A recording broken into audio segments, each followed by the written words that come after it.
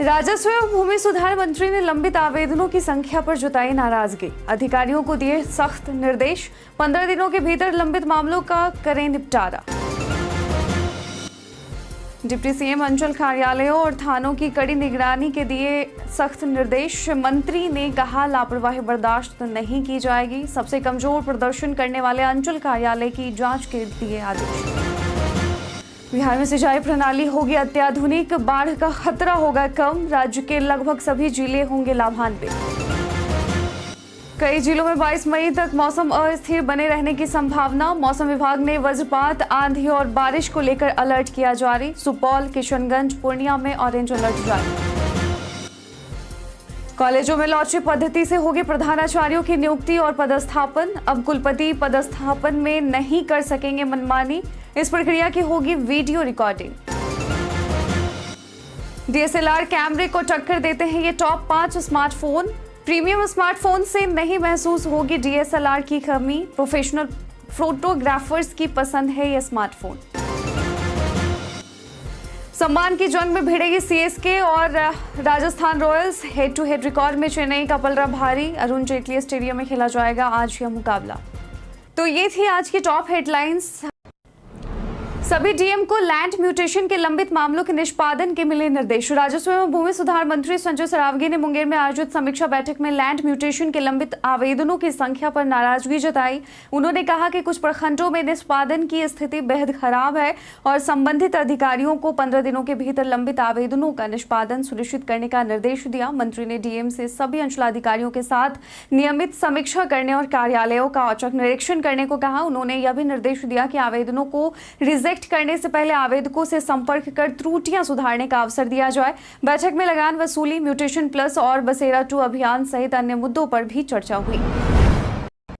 सिंचाई प्रणाली होगी अत्याधुनिक, बाढ़ का खतरा होगा कम। बिहार जल सुरक्षा एवं सिंचाई आधुनिकीकरण परियोजना, जिसकी लागत 4,415 करोड़ रुपए है, विश्व बैंक की सहायता से प्रारंभ की गई है। इसका उद्देश्य बाढ़ के खतरे को कम करना और राज्य की सिंचाई प्रणाली को आधुनिक बनाना है और यह परियोजना वर्ष 2025-26 से शुरू होकर 7 वर्षों में पूरी होगी। इसमें 30% राशि राज्य सरकार तथा 70% विश्व बैंक से ऋण के रूप में प्राप्त होगी और मुख्य कार्यों में सोन, गंडक, कोसी, बराज और नहरों का आधुनिकीकरण, बाढ़ से सुरक्षा हेतु तटबंधों और स्परों का सुदृढ़ीकरण शामिल है। 4 अवयवों में जलवायु अनुकूल सिंचाई और बाढ़ जोखिम न्यूनीकरण पर सबसे अधिक खर्च किया जाएगा। इससे राज्य के लगभग सभी जिले लाभान्वित होंगे।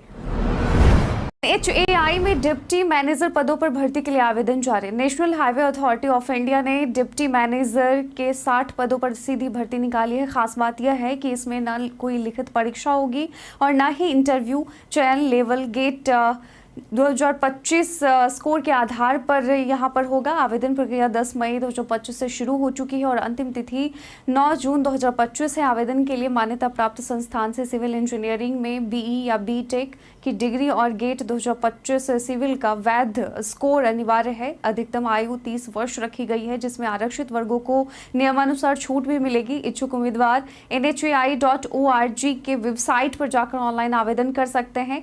लिंक आपको डिस्क्रिप्शन बॉक्स में मिल जाएगा।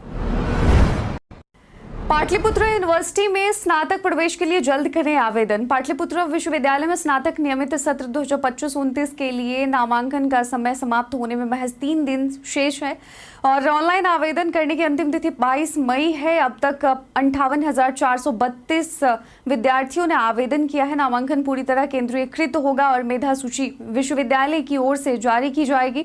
आवेदन की तिथि बढ़ाई नहीं जाएगी, इसलिए इच्छुक अभ्यर्थी तुरंत वेबसाइट पर जाकर आवेदन करें। पहली मेधा सूची 28 मई को जारी होगी। इसके बाद नामांकन और मेधा सूचियों की प्रक्रिया जारी रहेगी। कक्षाएं 3 जुलाई से शुरू होंगी।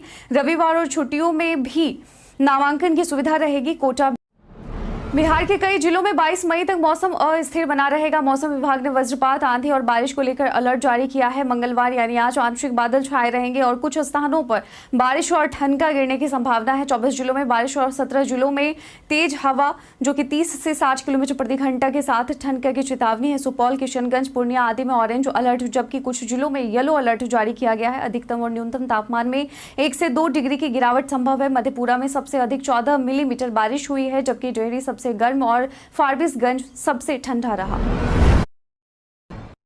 कॉलेजों डीएसएलआर कैमरे को टक्कर देते हैं ये टॉप 5 स्मार्टफोन कैमरे। जी हां, आज के प्रीमियम स्मार्टफोन्स ने कैमरा तकनीक में इतनी तरक्की कर ली है कि डीएसएलआर कैमरे भी इनके सामने फीके पड़ने लगे हैं।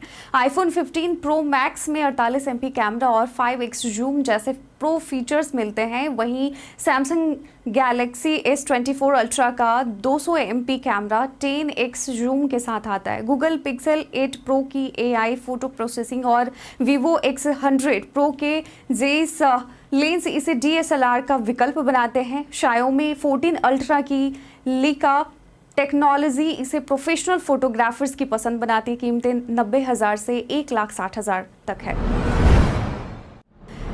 सम्मान की जंग में भिड़ेगी सीएसके और राजस्थान रॉयल्स। जी हां, आईपीएल 2025 का 62वां मुकाबला 20 मई यानी आज चेन्नई सुपर किंग्स और राजस्थान रॉयल्स के बीच दिल्ली के अरुण जेटली स्टेडियम में खेला जाएगा। दोनों टीमें प्लेऑफ की रेस से बाहर हो चुकी हैं। ऐसे में यह मैच उनके सम्मान की लड़ाई बन गया है। हेड टू हेड रिकॉर्ड में चेन्नई ने 16 जबकि राजस्थान ने 14 मैच जीते हैं, जिससे चेन्नई का पलड़ा थोड़ा भारी नजर आता है। अरुण जेटली की पिच बल्लेबाजों को मदद देती है, खासतौर पर दूसरी पारी में रन बनाना आसान होता है। स्पिनर्स को भी यहाँ फायदा मिलता है। टॉस जीतने वाली टीम आमतौर पर पहले गेंदबाजी करना पसंद करती है। मुकाबला स्टार स्पोर्ट्स और जियो हॉटस्टार पर लाइव देखा जा सकता है।